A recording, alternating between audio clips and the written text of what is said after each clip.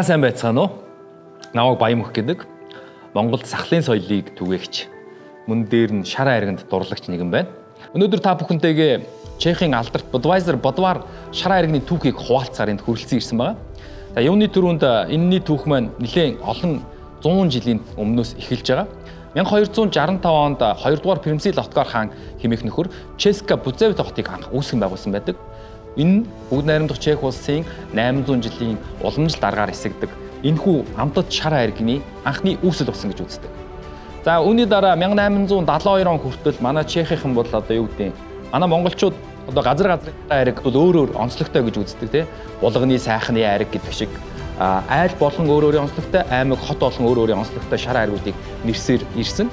За энэхүү 1872 оноос Ческа Бузевит хотын ард иргэд шар айргийг Америкийн нэгдсэн улс руу анх экспортлж ирсэн байдаг. Америкийн одоо Адольфус Буш хэмээх нөхөр Чех улсад аялж явж байхдаа энэхүү шар айргийг амсаж үзээд энэ үүнээс санаа аваад Америкта Budweiser нэртэй мөн шар айргийг энэхүү зөвшөөрлгүйгээр үйлдвэрлэж эхэлсэн байна.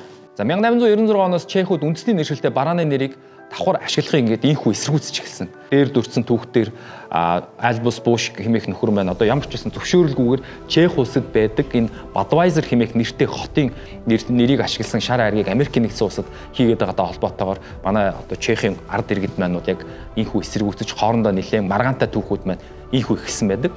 1989 онд бол Чех улсад арчлал гарч шар айрагны үйлдвэрүүдийг бол ховжилж эхэлсэн байдаг. Манай Монголч гэсэн адилхан тийм үндэсний одоо шар айрагны үйлдвэрт хүртэл ингээд ховчлогдсон түүхүүд байдаг. Энэхүү Budweiser нэрийн маргааны шүүх хурал 1907 онд албан ёсоор эхэлж 1996 онд хамгийн сүүлийн шүүх хурал болсон.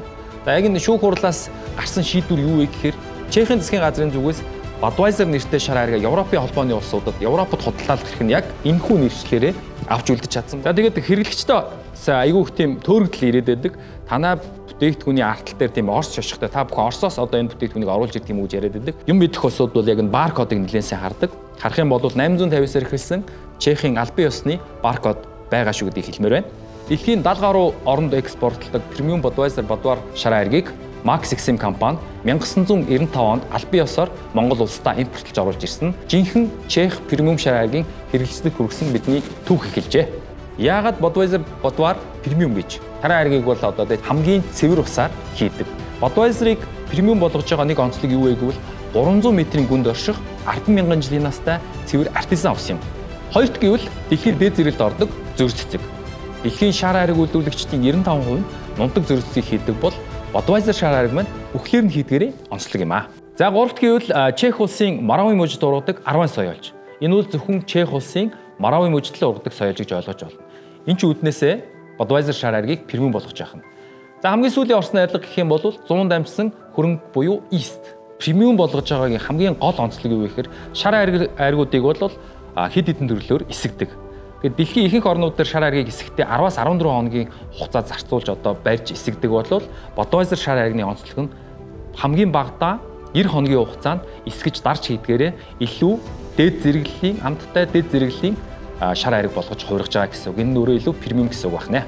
За үүнээс дүгнэхэд Budweiser Бодвар шар айраг нь бүх орсны арилга Чех улсдаа. Чехд түүхэн эхэлсэн, Чехээс гаралтай байдгаараа ялгаатай байдаг. Энэ нь юу вэ гэвэл Европын холбооны улсын PGI статусаар хамгаалагдсан байдаг байна. Жинхэнэ Чех премиум шар айраг Budweiser Бодвар.